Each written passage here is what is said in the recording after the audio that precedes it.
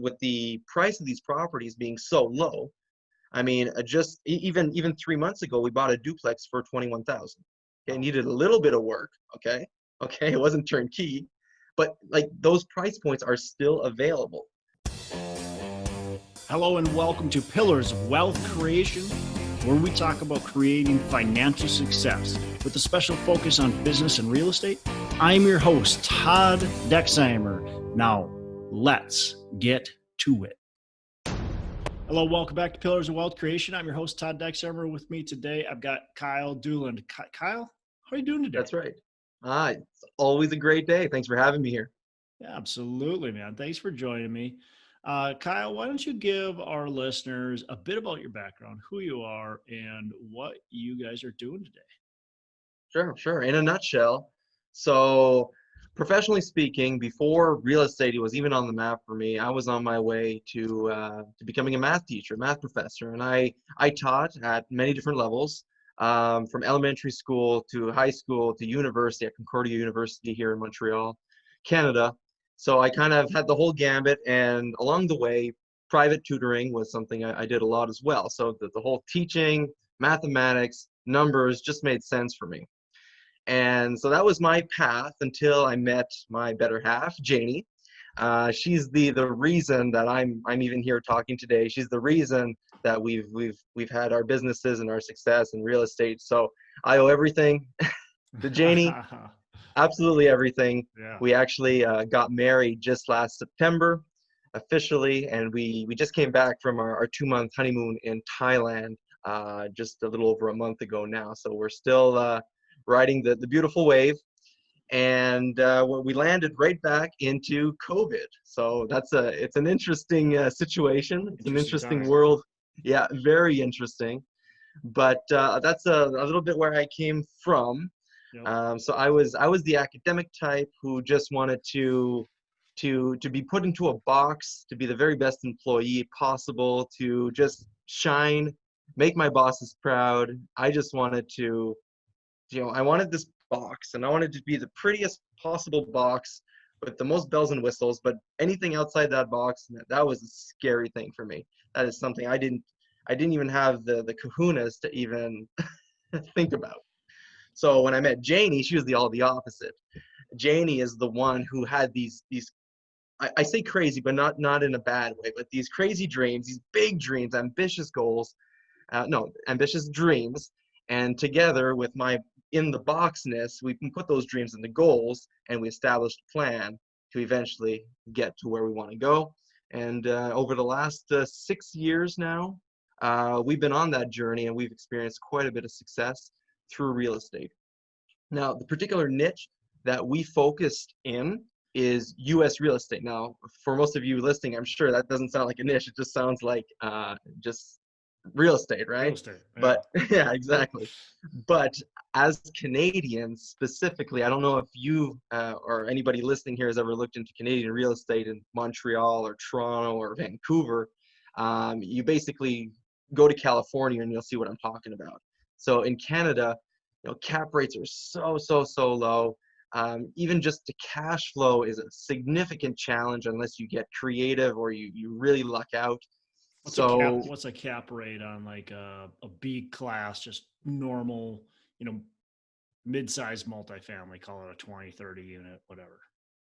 About a 3-4 is what you'd expect. Wow. Yeah. Wow. Yeah. So it's tough. It's really tough. Yeah. And I mean, I'm not 70 years old. I don't have we don't have rich parents. We didn't come from anything. We got started in this business. I was still in university doing a master's in the teaching of mathematics. So the capital that we got started with was student loans, credit cards, So how do you jump into a $250,000 or $500,000 duplex? You just, with a 20% down payment, you just can't. So we really went out of our way to find a market, which was the U.S. And then we figured even in the U.S. is a huge spread to find markets where you can, the entry point is ridiculously low. Yeah. I mean, the first property we bought was $9,000. We fixed it up for $30,000. All right. So we jumped into Ohio, which because our long-term goal was rental real estate. And from that first success, We birded out, right? We bought, rehabbed, rent, refinance, and repeat. So to recycle our capital, we did it over and over and over in our first year, and we had nine doors in our first year. So from that success, we continued and we grew, and from there we went to larger assets, apartment buildings, mobile home parks, and now we've got quite the diversification in our portfolio within asset classes, but also we manage other people's real estate, specifically in the short-term rental space, and we also consult to specifically we can consult, we can help anybody, just have a conversation. I'm sure we can, we can provide some good nuggets, that's fine. But specifically foreign nationals investing in the US, Canadians or Australians or anybody who's not a US citizen, there are significant differences from the taxation point of view, the asset protection point of view, financing. Those are big hurdles for foreign nationals, and we've pretty much, got all that down pat. So What were in some a of the, nutshell, that's what it is. what were some of the biggest hurdles of coming from Canada investing in the US? Like you mentioned financing, taxation, all that kind of stuff. What were like maybe 2 or 3 of the biggest hurdles? Oh yeah, right there, those are big. If you, for example, as a foreign national, open up an LLC and start buying up real estate, you are going to get taxed a minimum of 60%. Minimum. It could be higher. 60%? Oh yeah, it's crazy. Because there's no tax treaty between LLCs, and it's not recognized in Canada. So you'll get taxed corporately in the US, and there's no tax credit, and then you'll be taxed again, and it's terrible, okay? And there's a lot of big gurus who come to Canada, US gurus who come to Canada, say just invest in real estate, open up your LLC for $100 on rocketlawyer.com, and you're good to go, right? Well, from an asset protection, you're good to go, but on a taxation, you're dead, right? That's not going to work for you. Wow. So that's one thing for sure. But just finding the right people on your team, my God, like we had the right corporate setup pretty much from the start, but we went through 5 CPAs before we found someone who knew what the hell they were doing, who can consult, because we're such a specific case again. That was a big hurdle. We spent many thousands of dollars in there.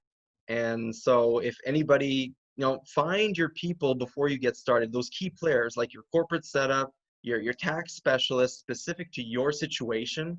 Yeah. Find those before you get started, because to rework that on the back end is so much time and so much resources that you can better spend elsewhere. And that just doesn't deal with, somebody coming from Canada into the US investing. That deals with everybody here that's in the US. Exactly. Find your team, find the people that are in place, because having the right CPA from the start, having the right attorneys from the start, having the right property management companies from the start, all that kind of stuff is going to help you so much, because once you're going, it's difficult to make those changes. And yes. So a lot of times, and this has been my experience, I take way too long to actually make the change, right? Because you've already made the choice. You've went with them. You want to see how they work out. So you wait and you wait and you wait. And finally it's like, okay, I can't deal with this anymore. I've got to make the switch. Well, by the time you're saying I can't deal with this anymore, I'm pulling my hair out, it's already too late. Like, you should have done it a long time ago, right? And so that's, at least in my experience, what happens for me when I find the wrong person or I don't spend enough time on it. So finding that right team is so important. Absolutely. How do you find financing for, you said you did the BRRRR strategy, like you're from Canada. Are banks pretty open to lending to you, or how did you find financing?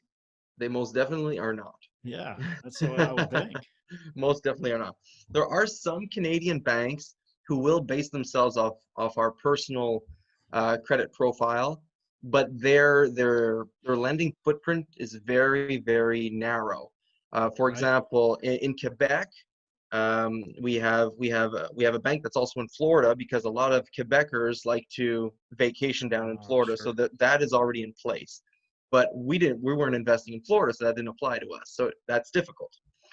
So what we did is we spent a lot of time finding asset-based lenders.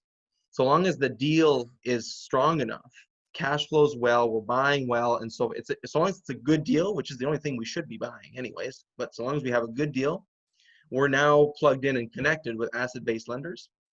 So yes, it'll be more expensive than your traditional bank financing. Yeah. But the numbers work, they work. And if we need financing, it's there Yeah. on any asset class. So they can be talking about single family home, a small plex, a hotel, a mobile home park, doesn't matter. So long as it's a good deal with strong cash flow, they'll get it. So what's your focus right now? You guys bought single families, duplexes, sounds like, mobile homes, some multifamily. What's the focus right now, or maybe I should say pre-COVID, because obviously things are changing. Maybe those are two different things. Yeah. Where are you guys at right now? Well, each company has its own focus, Got it. but on the real estate acquisition side, our focus is not so much what, but where. We made the decision about a year ago that we were going to focus and really lay our stake down in Cleveland, Ohio. It's where we got started. And so we have the teams, and we spent years building and fostering those relationships and those teams. So we have it, and we've realized that it is a tremendous asset to have the team. Yeah. As we were growing, we were looking at larger buildings and mobile home parks, and now we were putting offers in Michigan, we're putting offers in Minnesota, we're putting offers in Florida, we're putting offers all over the place. And because larger assets, in our mind, justified the extra work to build a new team around the asset if it's large enough. But we weren't going to start buying a single family home in Texas and a single family home in Florida and a single, that'd be crazy. Yeah. So, but nonetheless, building those new teams is a lot of work. And even if you're buying a large asset here and a large asset there, it's still a lot of work. And we wanted to mitigate that a little bit right now in our journey. So we just want to kind of go into Cleveland. And it's also a focus for all three of our companies. We can do all three in that. We have specific partners in Canada who want to get started investing in US real estate. And we say, wonderful, just come to Cleveland with us, jump into our teams. So that side is handled. Short-term rentals is surprisingly, there is a demand in Cleveland for short-term rentals, right? The Cleveland Clinic, huge employer, right? There is a good handful of Fortune 500 company headquarters in Cleveland and Northeast Ohio. Three major sports teams. Like, there are people traveling to Cleveland, and that's a big market indicator for short-term rentals. And with the price of these properties being so low, I mean, just even 3 months ago, we bought a duplex for $21,000. Okay, needed a little bit of work. Okay, it wasn't turnkey, but like, those price points are still available.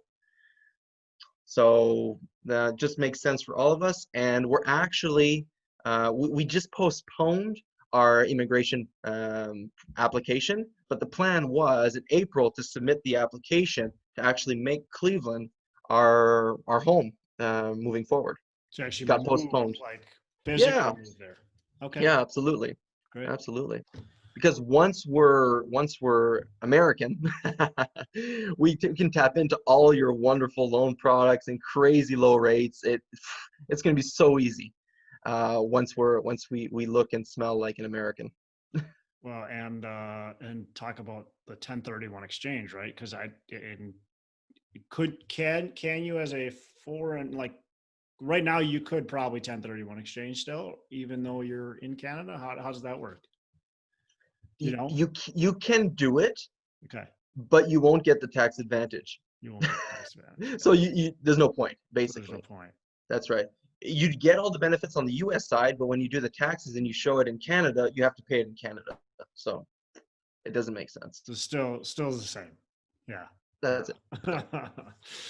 Oh, so now you'll be able to avoid that. So it's going to be great having you as a U.S. citizen.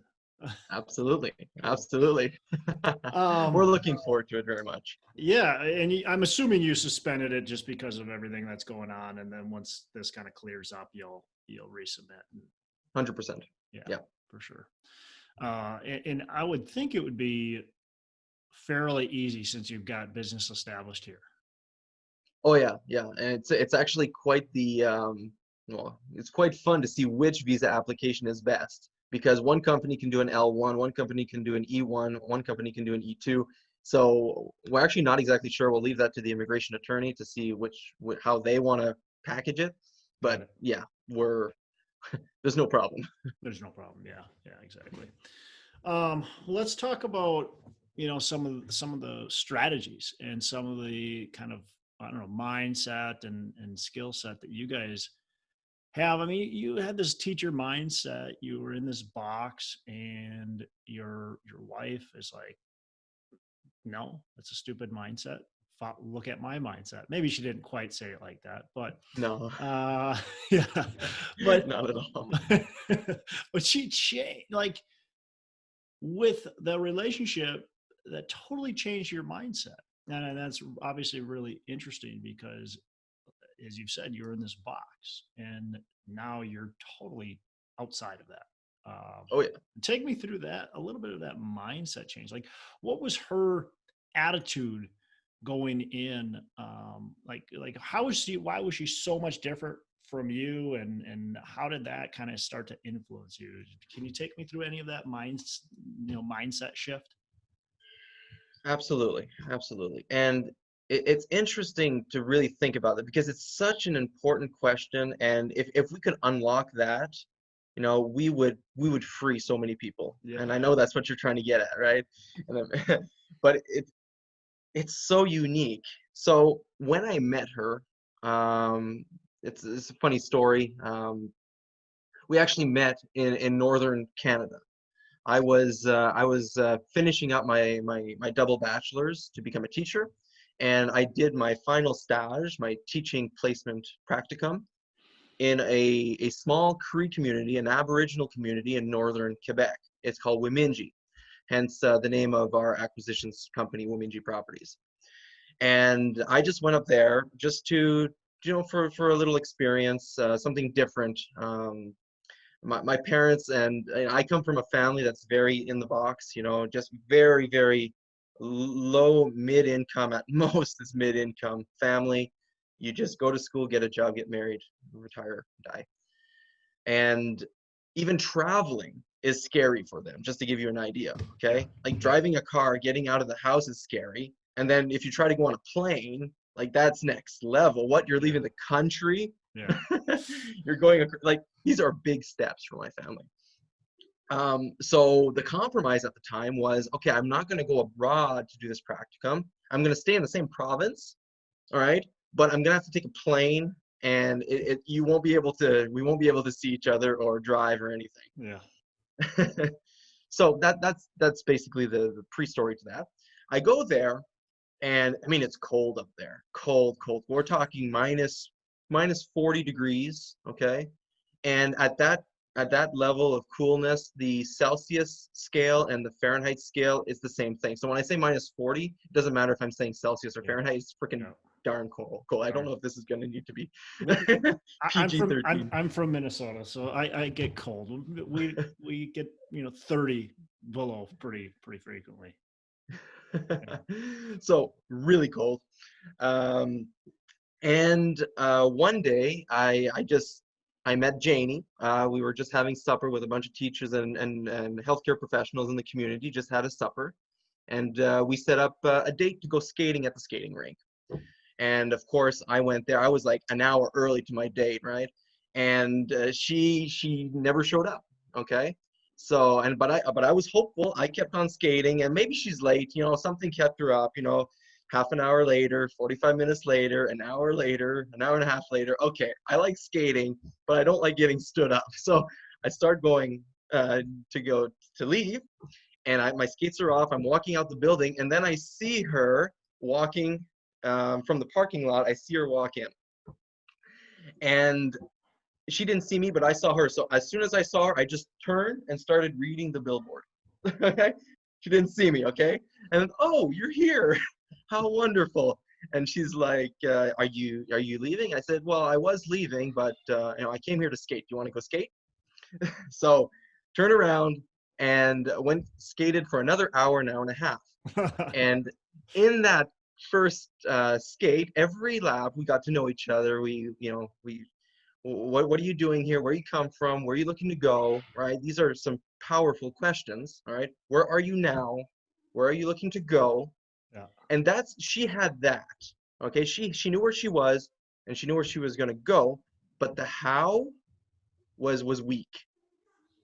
And so every lap she'd tell me this, and every lap I'd say, well, what about this? What about that? What about this? So it just started very casually with me just giving myself the best I could to this stranger. All right, she was cute and I liked her, but I mean, she was a stranger. She And showed that's up how it late. started. What's that? I said, and she showed up late. Yeah. Not that she deserved it, right? Yeah. But honestly, her dreams inspired me to help her achieve them. And obviously, she liked that, and that works in a relationship, right? To completely open up and to give each other, to give one another the best of each other. That's how it began. It was two people coming together, um, bringing their strengths. She was the visionary. She can set the goal, which I had a difficult time doing. I have a difficult time setting the goals, but once a goal is there in front of me, oh my, like the plan, the systems, teams, let's make it happen and go there.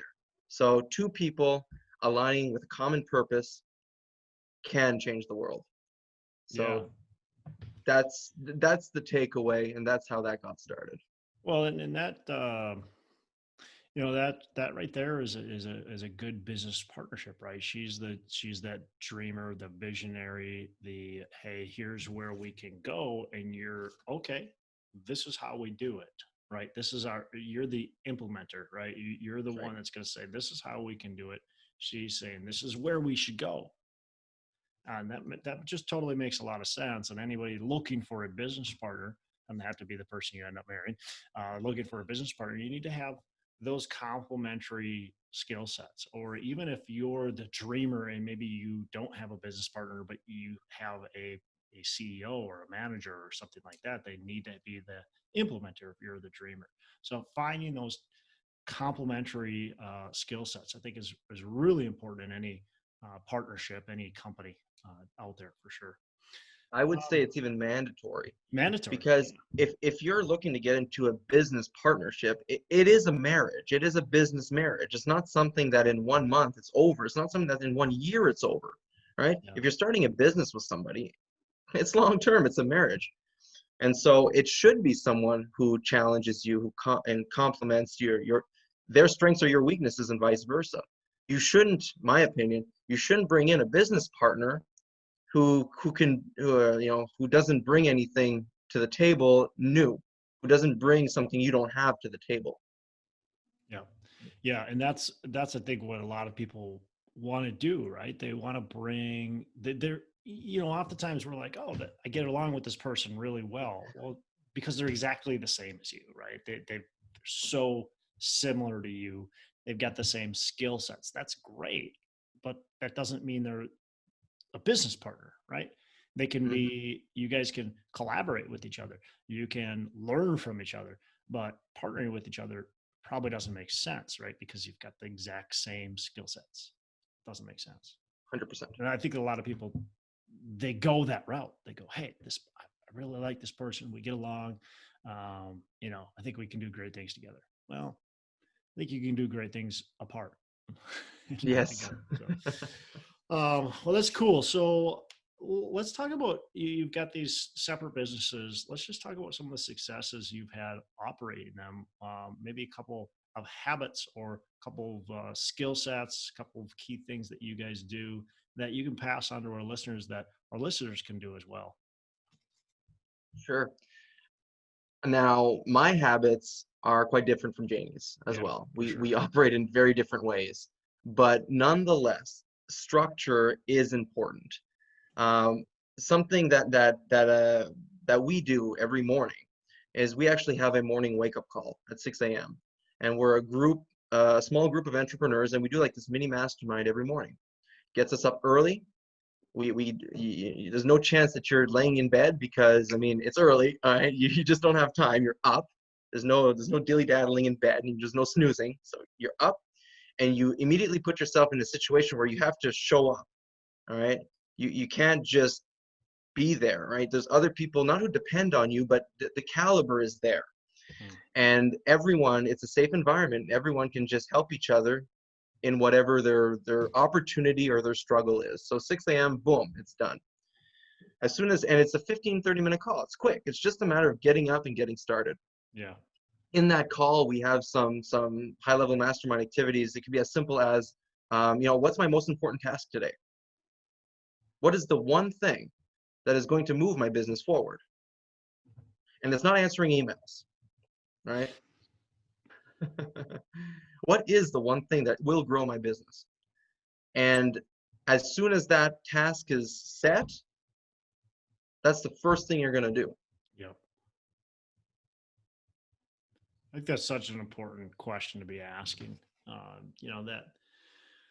That one thing. I have a weekly call with another business owner, and we just, we have got basically 3 things that we're going to accomplish that week. But asking that question every single day, what's that one thing that I'm going to do to move my business forward today? I mean, that's just so important. And then being able to focus on that. I like how you said focus on the first thing in the morning, right? That's what you're going to focus on right away. You're going to put your attention on that, because then once you get that done, you've conquered the day, right? And if you wait till the end of the day to try to get that done, you're just setting yourself up for failure. Agreed.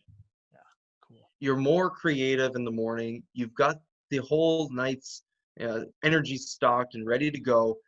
And maybe, hopefully, you've got some kind of pumping activity in the morning, whether it be a morning wake-up call, your morning exercise routine, you go take a walk. There's something, hopefully, in your morning that's jolting you to life. Mm-hmm. And you're just ready to take on the world. And that's when you want to do the most important thing. So that's something that has had significant value for us. And we didn't start from that. It wasn't, right when we decided to start doing real estate that we had this type of practice in place. Right. But since we have, there's been a significant change. Awesome. Yeah. What's a mistake that you guys have made? It can be you or your business. But what's a mistake that you've made? How have you learned from it? How's it changed you for the better? One mistake, and I mean, I have such a hard time with the word mistake. Everything's a learning, and I never just leave it at that. It's never just a mistake, but it's something that just made me stronger. But one thing that I can acknowledge slowed us down is getting distracted not by Netflix or TV, because we don't own a TV. It's too expensive. You know how much time that thing costs, right? But it's just getting distracted with all these business opportunities, right? Oh, we can do this. And especially real estate, it's so flexible. There's so much you can do in real estate. But each one of those strategies or those niches, it takes a very concerted and continuous effort and direction to make anything happen. And so we tried so many things in the first 3 years, so many things. So many things. And because of that, we're just more knowledgeable and we got more experience. But in 3 years, our results were, the first year we got 9 doors, but still, it's much smaller than what it could be. Than to focus on one thing, master it, experience results, automate it as much as possible. So you've removed yourself from the process, and ideally you've set it in a way where it can continue to grow without you. And then focus on another thing and do the same thing. Right? But you need to experience that success as quickly as possible. In entrepreneurship, it's difficult because you invest hundreds of hours, thousands of hours into this without or with very little tangible results at first. Right. So you have to do everything in your power to get some results as quickly as possible. And being distracted and trying a million things is not in your best interest for that. So I would recommend find something that really excites you, that you're passionate about, that you have a facility with. Do it until you get results. And then once you said, okay, like I've got this down pat, move on to something else. If someone is asking, okay, well, what's that one thing, right? And how do I learn how to do it well? Well, find someone who is doing it well and getting the results that you want. It's as simple as that, and stick to them. Yeah. Yeah, You want to fast track that. 100% agree. And look, I mean, I hear a lot of people like, oh, what's the best way to invest in real estate? The best way to invest in real estate is the way you're going to get started. That's the best thing to invest in. It doesn't matter if it's note buying, if it's mobile home parks, if it's multifamily, if it's office, I don't care what it is. There's millionaires, multi-millionaires, billionaires that have done all of them. So it doesn't matter. They're all good strategies. Yes. What the good part is if you actually take action and you focus, like you said, the people that have been successful at multifamily, have been successful at office, have been successful at note buying, whatever it is, have focused on it and made that their primary goal. And anytime they pivot, and anytime they go, hey, now we're going to start buying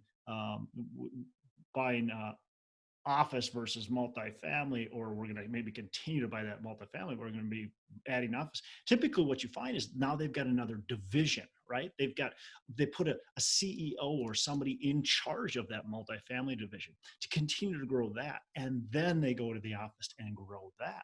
And so now they've got actually basically two companies. It might be in the same umbrella, but it's actually, growing this and growing that. You can't just do it all on your own sometimes. So it's not set it and forget it. And that's not what you're saying, but it's, we're going to build something, and then we're going to get the systems, processes, and people in place to continue to allow that to grow, to then go over and focus on something else. But yeah, I really love that. I mean, focusing on just, you can't spread yourself too thin. It just doesn't work. And I've tried to do that too. I mean, I'm guilty of it. I think most of us entrepreneurs are just guilty of it, right? Yes. It just happens. It certainly does. Yeah. Well, cool. So where is the company going, growing, evolving, moving forward? We kind of talked about it, but with this kind of COVID, where do you guys see the opportunity? Obviously, you've said, hey, we're going to focus on our market. We really understand and want to be in our market. Do you see a certain niche? Do you go, hey, we're just focusing on our market and we're real estate investors? Anything you can add to kind of the Cleveland thing that you've talked about already? Yeah. So yes, the focus is Cleveland, and as I mentioned, it's like the center point of everything that we do. So everything ties in wonderfully.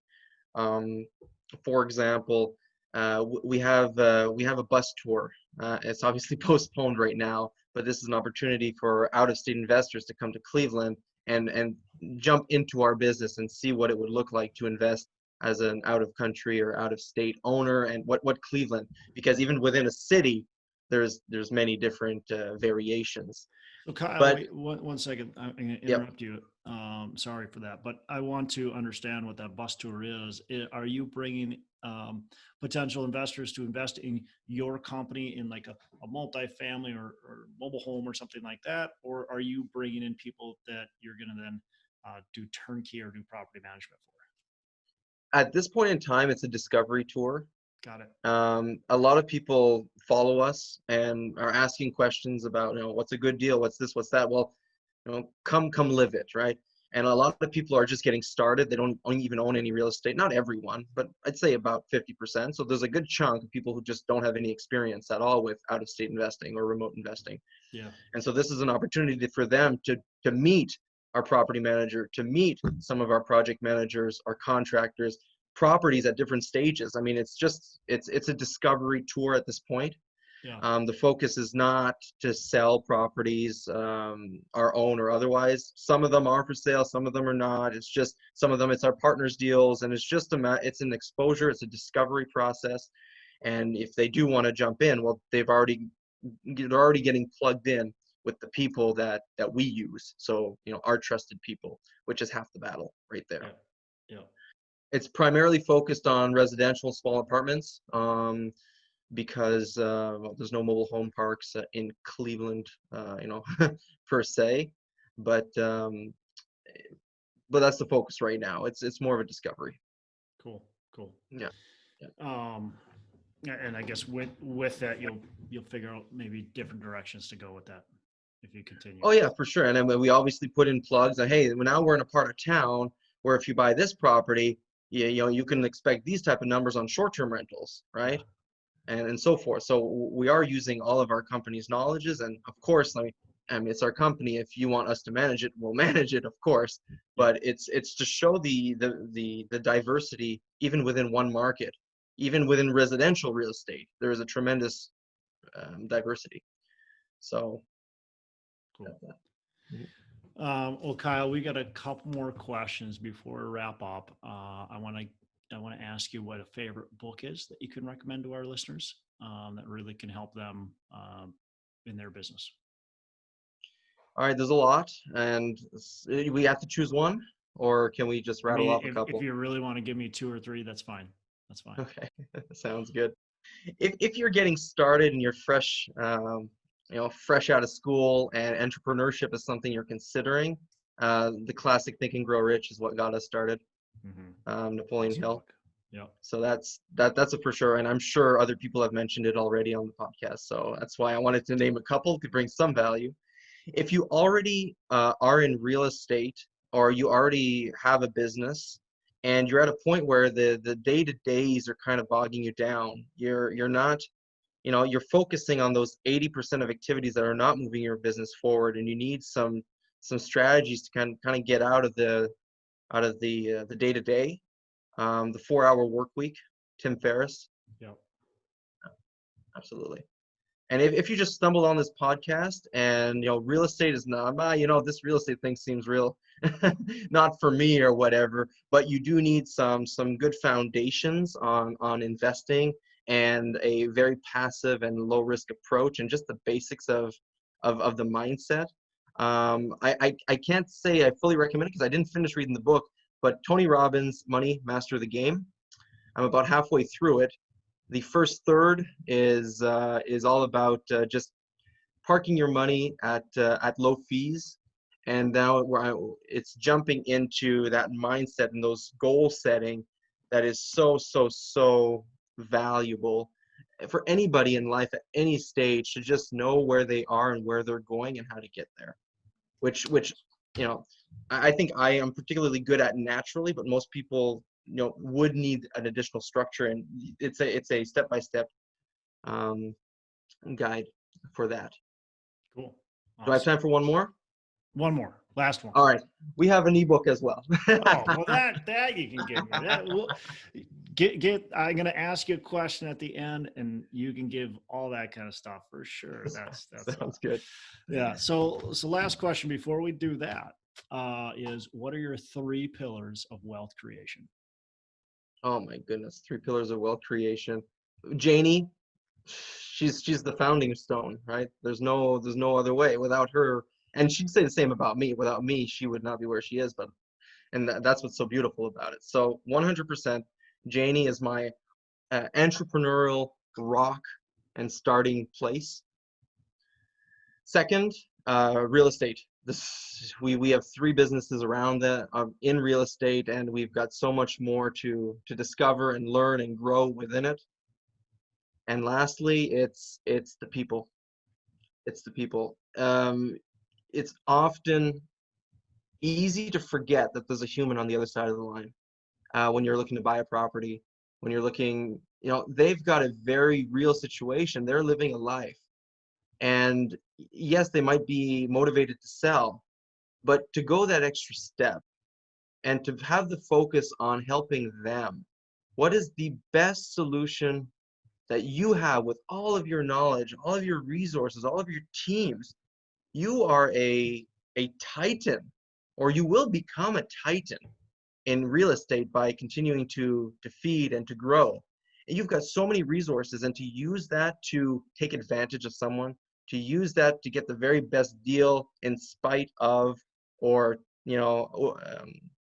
on someone else's back, that's not okay.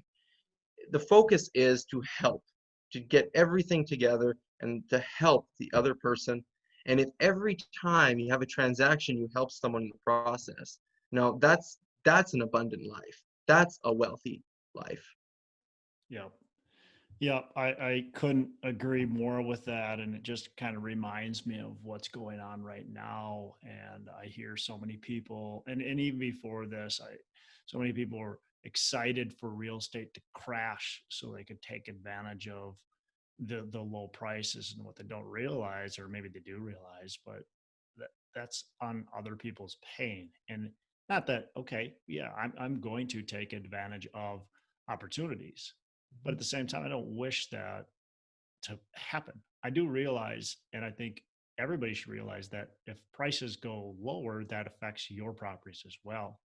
Mhm. And that affects a lot of people in a negative way. And so we don't really want that necessarily, like, unless you want to take advantage of people. So, um, yeah, it just, how you said that, it was, in my opinion, very powerful. I mean, you've got to take care of the people you're dealing with. And everybody's got some sort of problem, some sort of need, and that you have to look at how you can solve that need. Go in there and make life better for them and better for you at the same time. Absolutely. Right And to there. give maybe a concrete example of how this could be done in this particular market, you can imagine that, well, this happens anytime. People are, get behind on their payments, lose their jobs, or on the verge of losing their jobs, their homes, and to be foreclosed on, right? And one thing that could be done, and might be even more applicable right now, if someone's listening and this get posted while we're still in the COVID crisis, is reach out to people who are in pre-foreclosure, right? And you might be thinking, okay, great, I can get a great deal and get a really cheap property. So that way they're avoiding the foreclosure, they're avoiding a bankruptcy potentially, and so forth. They're getting out of a bad situation. But how about this? How about your pitch or your value proposition is you go up to these owners and you say, hey, I understand this is a difficult time, and I know that you're behind on your mortgage payment. There's a way to say that so it doesn't sound like you're creeping them. Yeah. But and then you say, look, I'd like to understand your situation to see if I can help you keep your home, right? And rather than buy it off them at a cheap price and they're out of the picture forever, well, how about you come up with a solution where you buy their home, all right, and team up with a credit specialist to help them rebuy the home from you in 2-3 years, right? You buy it, and then you set up a lease option or a lease purchase for them to rebuy it off you in a couple of years, and not for 50% more, just a little bit more, just inflation more, 2-3% bump per year, whatever it is. And in between, they're renting the property from you. Yes, at a little bit more because you have to cash flow in the process, right? It's a business after all. But the goal is that if they're behind on their mortgage, you can think that they're probably behind on their utilities, on their credit card payments, on a line of credit. And each one of those debts have a minimum balance. And together, their minimum payment could be much bigger than what a reconsolidated mortgage debt would be. Yeah. So you could actually save someone from losing their home, decrease their monthly payments. You get a nice cash flow for 3 years and a nice little bump on the repurchase of the property, and you're literally probably saving a family, maybe a marriage, in a recession or a depression. Now, just got shivers. Like, how powerful is that? Yeah. Yeah. No, it's awesome. I mean, you could truly do a lot of great things if you just get creative and just think about other people's needs first versus what you're wanting. Of course, like as you said, you need cash flow, right? You need to make some money on this. You're running a business. Unless you're doing this for charity, you need to make some profit. But you just laid out an example of where you can make profit while also saving them a ton of money. Look, they might have a loan that's, let's call it $2,200, and if you can work out a deal to get that property for a good price, and maybe now you can have their loan and other payments wrapped up in there for even a lot less than that, for 1,500, for 1,800. Now they can make those payments and everybody can be happy. And then in a couple of years, they get that home back. And yeah, they have to pay a couple extra bucks for it, but they get it back. And they never lose it, really. Right, right, right. yeah, they lose it to you, but it's at the same time, it's still theirs because they bought it back on a lease option. So yeah, definitely. Awesome stuff. All right. So now's the time where I want you to share your ebook. How do people get it? And how do people connect with you? How do we get in touch with you if we want to know more about you? Maybe want to go on these bus tours, whatever, just connect. Yeah, absolutely. So I do recommend, especially if you're getting started in real estate, our ebook was basically written after our first year. Like I mentioned, in our first year, we bought those 9 doors. And this is basically, we stopped and we thought about it, and then what strategies did we use? And we put it in an ebook with some exercises and thought building mindset activities right here. So it's not that thick. It's about 40 pages, but there's lots of pictures, so don't worry. It's a quick read. JK's Roadmap to Your First Million is basically how we accumulated basically $1 million of real estate in 1 year, starting from 39,000, by the way, one property at a time. That's what we did. One single family home at a time, and slowly grew it up from there. That's awesome. So to get it, we got a nice little URL ready for you: www.nowfortomorrow.club/ebook. Is it the number? All letters. Nowfortomorrow.club. All letters. Perfect. /ebook. That's right. All right. To email, it's info@nowfortomorrow.club. And just our website, nowfortomorrow.club. Awesome. We're also on Facebook and Instagram and all these things. And guess what it is? It's we have a group, nowfortomorrow.club, and a page, nowfortomorrow.club. There's a theme there. There's a theme, right? It's a theme. So remember, do now for tomorrow. Awesome. Well, Kyle, really appreciate it. And, look forward to watching you guys continue to grow and do awesome things, and look forward to hearing that you're now a U.S. citizen and living in Cleveland. It's going to be exciting. It is very exciting. We're very much looking forward to it. Look, Todd, it was a real pleasure today. I'm hoping I did bring, that we were able to bring a lot of value to the listeners. Absolutely. Anytime you want to, chat or get me back on the line with a specific topic in mind, just reach out. Or if anybody in the audience, I'm most definitely an open book. I'm available. We don't hold anything back. It's sharing. We all can build our wealth together. There is no lack of it out there. We create our wealth. Love it. Love the abundance mindset. Love the just being willing to be open and honest with people. And that's what it's all about, man. I love it. Absolutely. Have a fantastic rest of the day. Right back at you. Hey, thanks so much for listening. I appreciate you being a loyal listener. I would love to have you go on to our Facebook page and subscribe. Give us a thumbs up. Go on to iTunes or wherever you listen and give us a rating and review. Don't forget to subscribe. Your rating and review just helps us push this out to more and more people and continue to grow our audience and hopefully positively affect a ton of people out there that really need this and want this. So the other thing I've got for you is a free ebook on my website. So go on to venturedproperties.com, and download our free ebook on real estate and on syndication. And I've got some data points in there, some really good stuff for you. So I'd love to have you take a look at that. It's free. I'm not expecting anything from it. And also, look, if you want some help in multifamily, want some help learning, growing, getting your business off the ground, I would love to talk to you about what it would look like to work with me potentially and see if that's a good fit. So you can go to coachwithdex.com and check that out, and we can definitely have a call. Thanks a lot for listening. You make it a fantastic rest of the day. I'll catch you on the next episode.